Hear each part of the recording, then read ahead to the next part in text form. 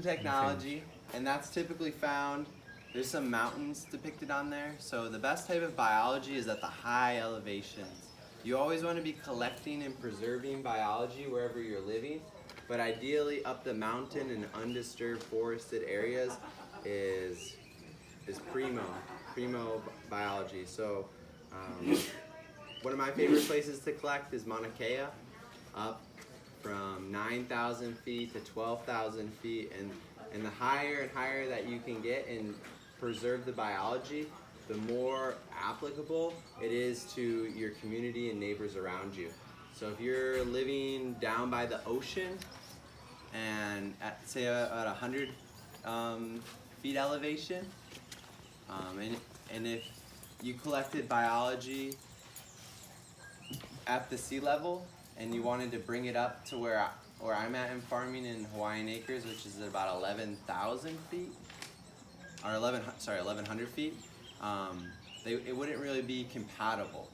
You always want to be able to bring from higher elevation down. So like at 1,100 feet, I could bring those microorganisms to my friends by the sea, but not kind of vice versa. And there's a kind of the analogy of Olympic athletes, how they like to train in mountaintops, where the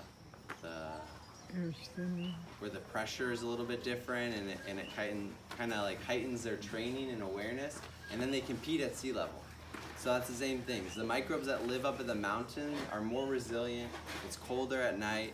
It's different temperatures, drops, and they're kind of more hardy and more resilient. So you want to always collect on your land, but at least 150 meters up Mauka to wherever you're farming in undisturbed areas. So then we kind of go from the ancient technology and honoring that they are above in the forests, and then we go and we collect it. And that collection is like a seed. We place a box and we fill it with a natural type of food source. So we either use like a hard cooked rice. Recently I've been experimenting a lot with like taro, and any kind of starch source will work, sweet potato, ulu. But you basically take hard cooked rice, which is less than a 1-to-1 ratio of rice to water. So if you eat it, it's kind of like al dente. It's not really super, it's kind of hard. And that's because it has less moisture in it, and you want to let that rice cool completely and put it in your little natural sized lunchbox, and find a bunch of accumulated leaf litter or mycelium in an undisturbed forested area, and kind of dig a hole underneath the tree. And the depth of your hole will kind of depend on what elevation you're at. So if it's kind of like equivalent to like camping. So if we were gonna go camping at the beach, you might not need like a hoodie and a blanket and all these things if it's in the summertime, but if you're camping at Mauna Kea, it's going to be really cold, so you need more warmth, more blankets, probably would need to make a fire. So your hole needs to be deeper. That's kind of like, the cooler it is outside, the deeper your hole needs to be for where you dig.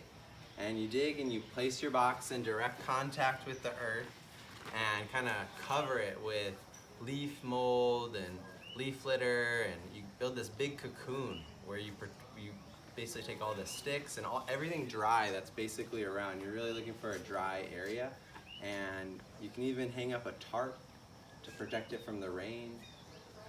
You can even hang up a tarp like weeks before you collect a box. So if you're in an area where I'm at, like Hawaiian Acres, where it does rain a lot, it can dry out an area. And you can also find natural spots wherever you're at that are kind of dry. There's some spaces where the logs will kind of lean up against each other and they'll have an overhang, or there's big rocks, and there's just natural spots in the forest where there's just dry patches. So you can also kind of look for those too. So you place that box and you wait, approximately 3 to 22 days. I mean, it could be even more. It just really depends. But here in Pune, you're looking like 3 to 7 days. You place the box, you put it in you build your cocoon, and you come back to it and you put your hand underneath and make sure that it's warm. And if it's warm, that's a sign that it's ready to collect. You open it up, and if it's successful, it will look like kind of like white cotton candy like mycelium.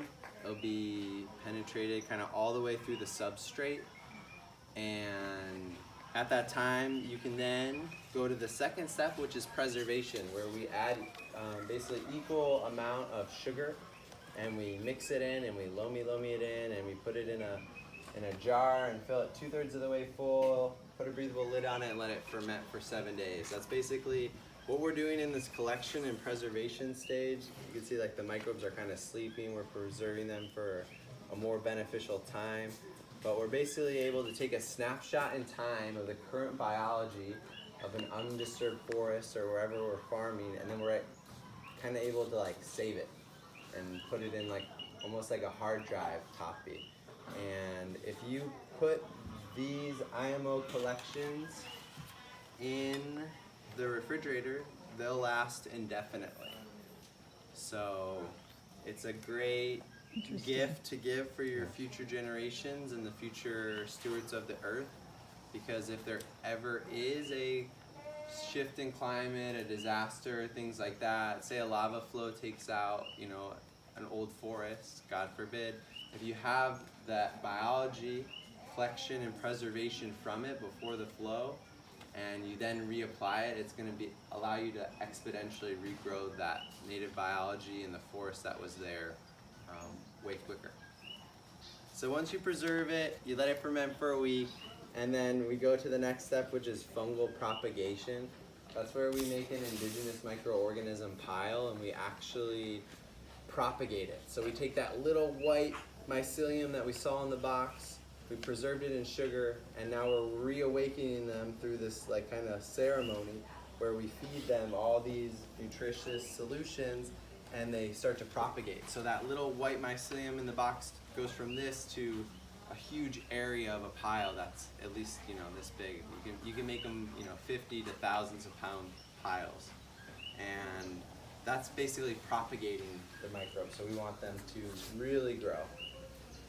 And then the next step that you go to is soil activation, where you basically ferment the pile again, and you mix in equal parts of dirt or soil from your land. And the difference between dirt and soil, does anyone know? One's alive and one's empty. Yeah, soil is living, dirt is sand, silt, or clay. So you mix in equal parts of soil from your land or dirt from your land, and that gets your soil activated, and the microbes that you collected and preserved activated and kind of charged up and ready to go. And that creates an inoculant, which is basically your foundation for natural farming kind of moving forward. And with that inoculant, we kind of go up and we go through, it's kind of like an infinity sign. We go up and we go to soil foundation. So it says soil plus life. So we're adding the microbial inoculants that we made in those piles, and for 2 to 4 weeks we're actually drenching the soil. We're adding 4 times the amount that we would actually apply foliarly into a concentrated area, and that's to create a fungal network, being able to transform landscapes that were once grass into fields of mushrooms. And if you typically see cane grass or other types of grasses, that's typically a sign that the environment's bacterially based. We really want to work towards this fungal to bacteria ratio that's kind of in harmony with one another. And when that starts to happen, you start to see more trees and mushrooms and native plants and things like that starting to go. So once you establish your soil foundation, yeah. How much more did you say you used for that to do the 4 times the amount. As much for like 4 weeks? 4 much, so you don't use, so the dilutions of the solutions always stay the same, but you're using 4 times the amount of liquid. So if I'm spraying an acre, I'm gonna use between 25 and 30 gallons of water to spray that acre. Okay. in that let's just say it's 30 gallons, okay? 30 gallons in 1 acre. In that 30 gallons, I'm going to use a combination of some of these solutions that we're going to talk about today. One of the solutions is diluted 1 to 500. That basically is about a cup for 30 gallons. 1 to 500 is 8 mils per gallon. Not to confuse you with his math or anything like that, but you said how much. So if I was gonna spray an acre, I would use 30 gallons. I would use a cup of fermented plant juice, which is this. So half of this amount would go for spraying 1 week. Half of this would go